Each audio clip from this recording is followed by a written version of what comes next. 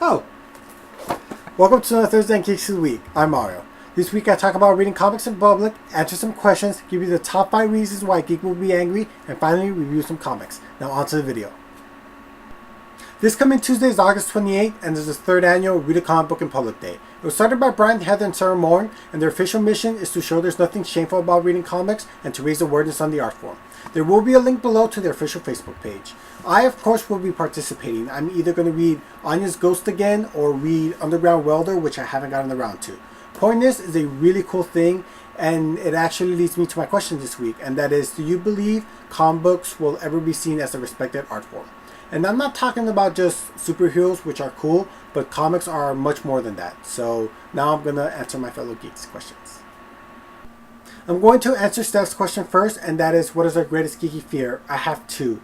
One is I'm going to wake up one day and realize I'm too old to like geeky things. Would it be adorable if an old man was reading a comic? I think so.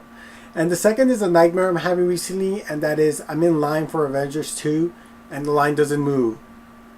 Ever. And it's honestly terrifying. I'm waking up in cold sweats. It's awful. And next is Pyro's question, and that is our most prized geeky thing, which I cannot answer until October. Week to week, I do not know what I'm doing in these videos, but I have a specific theme in mind for October, which will tie into my greatest geeky possession. So I really don't want to answer that right now. So consider this just like a season finale cliffhanger where you'll know the answer then. But that doesn't mean I'm going to wait until October, so keep watching. And feel free to throw out any guess of what it might be. Luco, we have to coordinate our love for Juno because I love that movie. It's awesome. And you're a freaking panel machine. One day I'm sure you'll be on a panel about panels. And best of luck on your prop. It looks freaking impressive and cool, and I can't wait to see the finished product. Now I'm going to steal Steph's idea and say the top 5 things that will make a geek angry. These are the top 5 things that will make a geek angry. Number 5, you have an extensive comic book collection, and when you go to reference one, you can't find it because you have nothing alphabetized, and it takes you 2 hours to locate it. This happened to me recently. I was super pissed. Number 4, you're having lightsaber battles with your bros, you know, like you usually do. When things get heated, people get carried away, and you break it. And now you gotta buy another lightsaber. Number 3, you missed out on buying the shirt from tfury.com. And if you know anything about that website, once you do that, you can't buy that sweet shirt anymore. Number 2, your DVR does not record Young Justice or the episodes of Avengers Earth's Mightiest Heroes like you told it to. And now you can't watch the next episode because you just can't skip. You gotta know what happened before. And they do not rerun those episodes as often as they should. And finally, the number 1 thing that I will guarantee you will make a geek angry, and that is spoilers. Specifically, spoilers without warning. It's one thing if you're gonna spoil something and you warn the person, then it's on them if they want to hear that information. But don't just blurt out things. I can't tell you how many series or movies have been ruined for me because I know things I shouldn't. It's hard to get emotionally invested when you know crucial information, and people just spoil things left and right. Just, try not to do that. It's infuriating, and spoilers suck. There's some things you can't unhear, and there's some things you can't unknow. So please do not spoil things, or you're going to get punched by somebody. Specifically by me. Now on to the comic book reviews.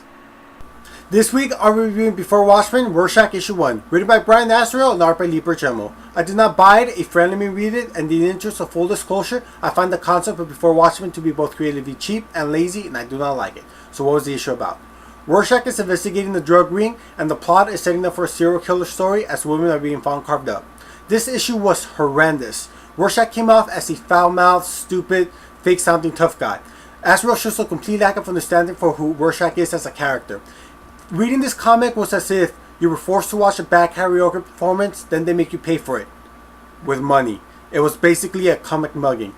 The artwork was gorgeous, there's no denying that, but I still contend this was not worth the pickup. I rate this 1.5 out of 5 stars. Next, I'll be reviewing WonderWoman issue 12. Written by Brian Azrael and art by Cliff Chang. I don't currently have this comic with me because I recently lent it out, but I'm still going to review it. So what was it about?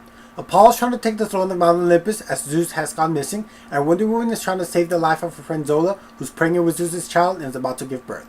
This comic was awesome. Wonder Woman is outsmarting God after God, their take on Greek mythology is really cool, and the fight scenes have been great. When it comes to DC's New 52, this is consistently one of the best comics out there. A lot of them have suffered from the sophomore slump, but that's not been the case for Wonder Woman at all. Astro is delivering this great, satisfying stories, yet at the same time moving along the larger plot at a consistent pace. A lot of comic book arcs today feel as if they go on forever, but Wonder Woman completely avoids that. The artwork is fantastic. Some of the best fight scenes are occurring in this series. I really enjoy this comic. When it comes to DC's New 52, you might feel uneasy about what's good and what's not, but don't be afraid to give this comic a try. I don't think you'll be disappointed. I rate this issue 4.5 out of 5 stars. So that does it for me this week. Feel free to answer the question I left for the geeks in the comments below, or if you have any remarks, I always enjoy reading comments. As of right now, we reached our 300 subscribers, so yay, 300, hooray! I hope no one unsubscribes to this as I posted it now. Please stick around. I swear the other geeks are way more cooler, so don't unsubscribe because of me. Just, I promise the others are way much awesomer. So remember to subscribe, check out the other more awesome geeks of the week, and stay geeky.